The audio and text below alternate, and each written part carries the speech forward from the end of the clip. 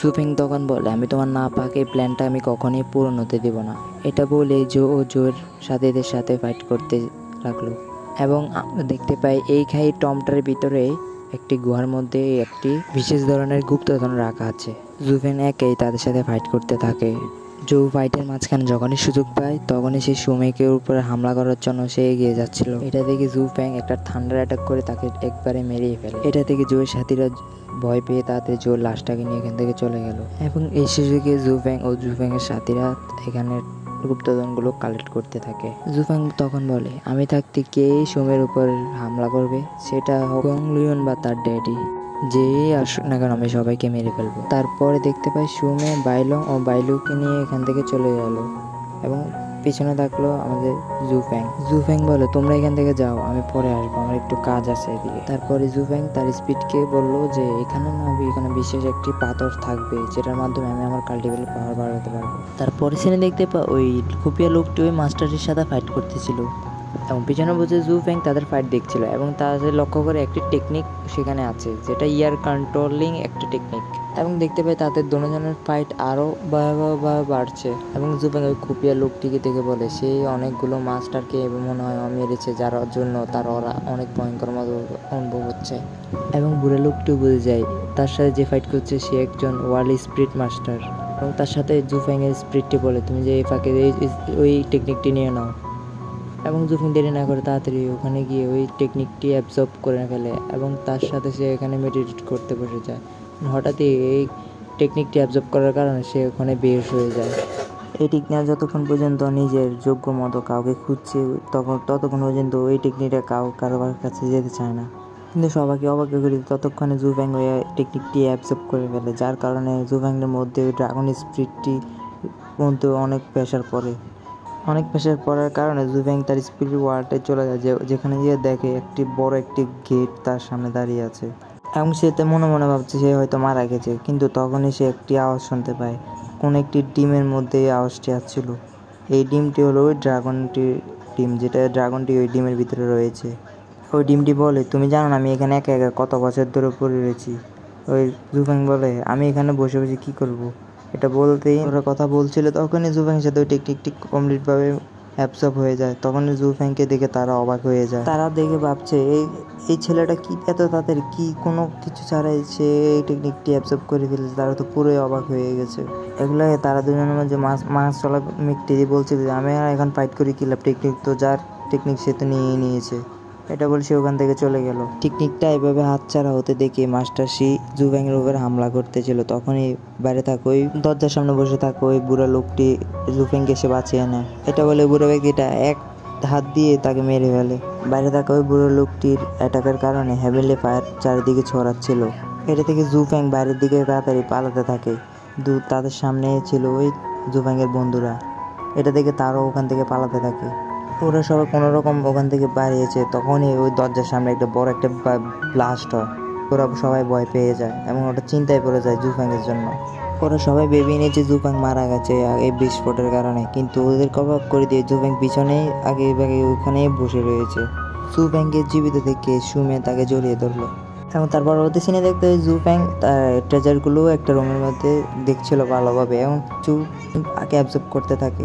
জুফ্যাং ভাবতে থাকে আমি এই স্টোনগুলো দিয়ে কি ইয়ানবু রিয়ালমে ব্রেক তৈরি করতে পারবো। তখন ওই স্পিড ড্রাগনটি বলে, হ্যাঁ তুমি এই স্টোনগুলো দিয়ে ভালোভাবে তুমি ইয়ানবু রিয়ালমে ব্রেক তৈরি করতে পারবে। এই কথা শুনে জুফ্যাং বলে, না এটুকু পাওয়ার দিয়ে তো হবে না, আমার আরও লাগবে। এই কথা শুনে ড্রাগনটি বলে, মাঙ্গের নাতি তুই তো একটা লুই রে, এটুকু পাওয়ার পরে তুই আরও লোভ করতে চাস, তুই এটুকু পেয়েছিস এটুকু তোর জন্য অনেক বেশি। তখন জুফ্যাং বলে, আমি তো ভেবেছি তুমি একটা এঞ্জেল, এখন যদি তুমি একটা ডিম। এমন ডিমে থাকা ড্রাগনটি বলে, তুমি যেভাবে পাওয়ারফুল হবে আমি এরকম গ্রো করবো। এই কথা শুনে জুফ্যাং ভাবতে থাকে অদ্ভুত কিছু জিনিস।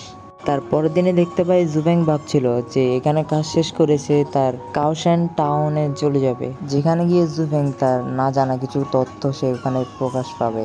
তারপরে সিনে দেখতে পাই আর জুরা ড্রাগন সেক্টে, যেখানে একটা কম্পিটিশন চলছিল।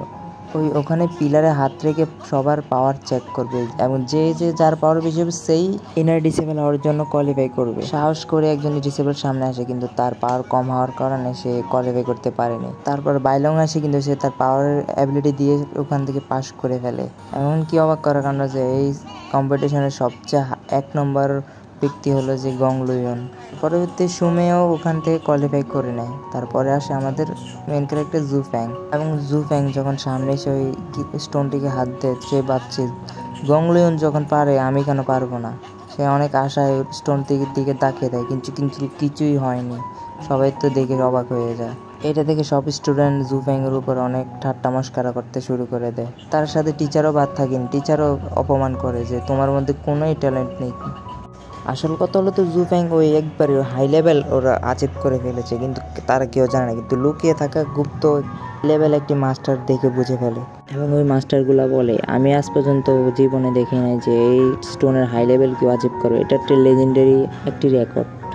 তারপরে সিনে দেখতে আমরা বাইরের সিনে এরিনাতে দেখা যায় যে সবাই কথা বলতে থাকে জুফ্যাং ইন্টারেস্ট ভালো করছে, কিন্তু পাওয়ার টেস্টিংয়ে একদমই ফেল করে ফেলেছে। সবার কথা শুনে সুমে জুফ্যাংকে সান্ত্বনা দেয়, হয়তো পাথরটাতে কোনো সমস্যা ছিল যার কোনো অ্যাক্টিভিটি হয়নি। এখন তখনই ইনএড্রেসেবলের লিডার গংলুয়ন ওখানে চলে আসে। গংলুয়ন তখন বলতে থাকে ডিসেবল হওয়া আমাদের কোনো টার্গেট না, তো কাল্টিভেটের একটি শুরুর পথ। তখনই চোখ যায় সুমের উপর। সুমের কাছে একটি ব্যাচ আছে, যার কারণে সে ওখানে গিয়ে ব্যাচটি নিয়ে নেয় এবং সুমেকে বলে তুমি কখনো ইনএড্রেসেবল হওয়ার পরও তুমি কোনো গ্যাংস্টারের উপর হাত তুলতে পারো না, তার লেভেল ডিস্টার্ব করতে পারবে না, এখানে তোমার কোনো অধিকারই নেই। এটা বলে সে ওই ব্যাচটি ভেঙে ফেলে। এটা থেকে জুফ্যাং অনেক রেগে যায় এবং বলে এটা ভেবে না তুমি কোড ডিসেবলের লিডার হয়ে আমি তোমাকে কিছু বলবো না, তুমি কোনো অধিকার পাও না এভাবে তুমি কাউকে বুলি করার। এই কথা শুনে গংলুয়ন রেগে জুফ্যাংয়ের উপর একটা অ্যাটাক করে তাকে মাটিতে ফেলে দেয়। গংলুয়ন জুফ্যাংকে বলে একজন কোড ডিসেবল হয়ে কিভাবে একজন গ্যাংস্টারের কাল্টিভেটর ডিস্ট্রয় করো, তোমাকে কে অনুমতি দিয়েছে, এবং অনেক বাজে গালাগালি করে, যার কারণে জুফ্যাং তাকে উপর একটি ছ্যাপ মেরে দেয়।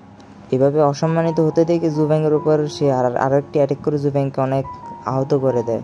এবং জুফ্যাংকে মারার জন্য সে একটি অ্যাটাক রেডি করে জুফ্যাংকে যখনই মারতে থাকে তখনই মাঝখানে একজন এল্ডার এসে সে অ্যাটাকটা ডজ করে ফেলে এবং জুফ্যাংকে বাঁচিয়ে ফেলে। এল্ডারটি বলে তুমি কীভাবে একজন ওই চিফ লিডার হয়ে একজন জুকে এভাবে অ্যাটাক করে মৃত্যু হতে পারে, তোমাকে কে অনুমতি দিয়েছে? এর জবাবে গংলুয়ন বলে জুফ্যাং একজন ডিসেবল কাল্টিভেশনে ডিস্ট্রয় করে দিয়েছে, এটা অনেক অন্যায় হয়েছে, যার কারণে আমি অ্যাটাক করি। এটা শুনে এল্ডারটি বলে কে সঠিক আর কে ভুল এটা আমি দেখে নেব, এখন তুমি এখান থেকে যাও। এল্ডারটি জুফ্যাংকে বলছে তুমি এখান থেকে চলে যাও, কারণ তুমি ওর লেভেলে না, তুমি ওর সাথে কখনো ফাইট করে পারবে না। এল্ডার বলে তুমি ওকে 10 বছর কাল্টিভেট করলেও ওকে হারাতে পারবে না। জুফ্যাং বলে 10 বছর না, আমি ওকে 1 বছরের চ্যালেঞ্জ, 1 বছরের পরে ওর সাথে ফাইট করবো, ওকে জুফ্যাংয়ের এই চ্যালেঞ্জ শুনে গংলুয়ন বলে ঠিক আছে আমি তোমার চ্যালেঞ্জ অ্যাকসেপ্ট করলাম, 1 বছর পরে খেলা হবে এবং তোমার জান আমার হাত দিয়ে নেব জুফ্যাং, তুমি এটা মনে রাখো। মাস্টার লি চ্যাং জুফ্যাংকে বলে তুমি কি 1 বছর পরে ওকে হারাতে পারবা, কারণ গংলুয়ন এখন সনবুরাল থেকে ব্রেক থ্রু করে ফেলেছে। এরপর ওরা ওখান থেকে দুজনে চলে যায়। জুফ্যাং এখান থেকে যেতে ভাবছে যে আমার জীবনটা এরকম কেন, আমার ফাদার তো বলেছে যে আমার জীবনটা অনেক কঠিন হতে পারে, কিন্তু আমি তো মনে হচ্ছে না এতটাও কঠিন হবে। But focus